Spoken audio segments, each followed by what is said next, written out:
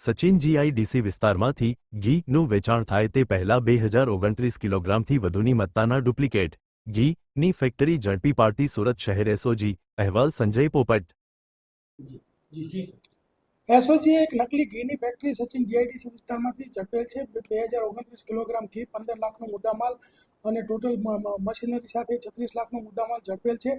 અને આ ઘી જે છે એ પામ ઓઇલ, વનસ્પતિ ઘી, પછી એસેન્સ અને બીજી જે અમુક રાસાયણિક દ્રવ્યો ઉમેરીને બનાવતા હતા। જે રીતના વેપારીઓ એમની પાસે ગુણવત્તાવાળું માગે એવા પ્રકારની કિંમતનું આ લોકો બનાવતા હતા અને એ રીતે ભેળસેળ કરતા હતા। સમગ્ર સાઉથ ગુજરાતની અંદર આ લોકો વેચતા હતા।